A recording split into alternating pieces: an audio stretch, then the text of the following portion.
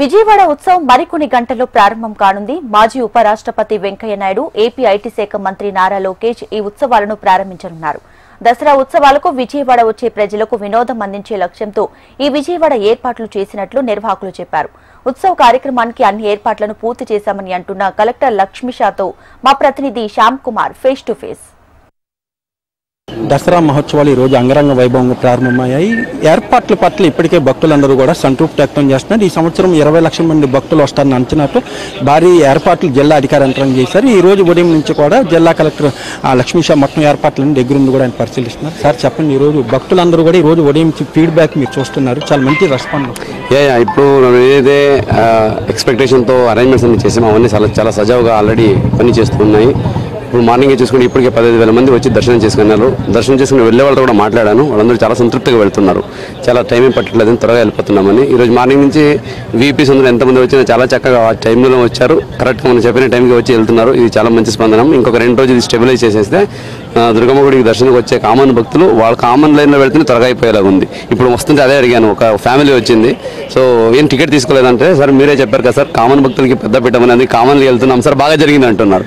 So ఇది ఒక మంచి పరిణామం. ఇటువంటి మనకు ఒక కార్యక్రమం చేయడము విజయవాడకి ఒక మనం దృష్టాన్ని భావిస్తున్నాము. అట్లాగే వచ్చే భక్తాదులకు కూడా ఎక్కడ ఇబ్బంది లేకుండా అన్ని సౌకర్యాలు పెట్టడం జరిగింది. అలాగే వీఐపీస్ కూడా ఎవరైనా వస్తారనుకుంటే లైక్ స్టేట్ ప్రోటోకాల్ వీళ్ళకి కూడా ఇక్కడ మనము భవానీ గారి దగ్గర, అట్లాగే స్టేట్ ప్రోటోకాల్ దగ్గర, ప్రోటోకాల్ గెస్ట్ హౌస్ దగ్గర మన జడ్జెస్కి, అలాగే ఐఏఎస్ ఆఫీస్కి, ఐపీఎస్ ఆఫీస్కి సపరేట్ ప్లేసెస్ పెట్టున్నాము. అక్కడ ఆల్రెడీ ఇదిగోండి ఇలాగ సర్వీస్ వెహికల్ని పెట్టేశాము. వాళ్ళ సొంత వెహికల్ ఇక్కడికి వస్తారు, ఇక్కడ అది ఆపేసి ఈ వెహికల్లో వెళ్తారు. సో దట్ అక్కడ ఎక్కడ మనకు పర్మిషన్ కానీ అక్కడ వివేక్ కానీ ఇబ్బంది రాకూడదు. సో ఈ టైప్ అందరూ సహకరించాలని కోరుతున్నాము. ముఖ్యంగా వీఐపీస్ దర్శనానికి అయితే ఉదయం 7 to 9 వరకు పెట్టాము, అలాగే ఈవినింగ్ 3 to 5 వరకు పెట్టాము. దీని గురించి అందరూ ఈ అంశాన్ని స్వాగతించారు. అందరూ ఓకేనండి మేము పాటిస్తామని చెప్తున్నారు. ప్రతి ఒక్కరు ఓకే, ఇట్స్ గుడ్ డిసిషన్ అని చెప్తున్నారు. కాబట్టి ప్రతి ఒక్కరికి అర్థం చేసుకోవాలి.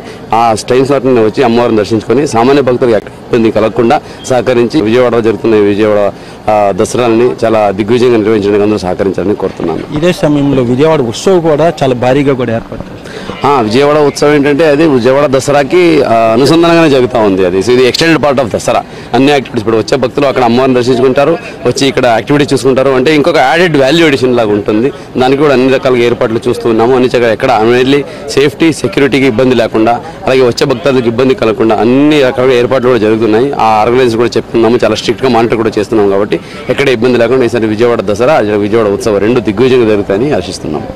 అంటే మొత్తం మీద చూసుకుంటే ఈ రోజు సాయంత్రం కూడా విజయవాడ ఉత్సవం కూడా ప్రారంభం కాబోతుంది. 2 ఇటు దసరాకు వచ్చే భక్తులందరూ కూడా ఇటు వినోదం కూడా ఆస్వాదించే విధంగా ఈ విజయవాడ ఉత్సవం కూడా ఉండబోతోంది. కాబట్టి 2 ప్రోగ్రాంలు కూడా ఎక్కడికెక్కడ ఇప్పటికే చాలా ఖచ్చితమైన ఆదేశాలు కూడా ఇచ్చాము. ఎక్కడ ఎటువంటి పొరపాటు తావివ్వకుండా చాలా గట్టి బందోబస్తు కూడా ఏర్పాటు చేస్తున్నాము.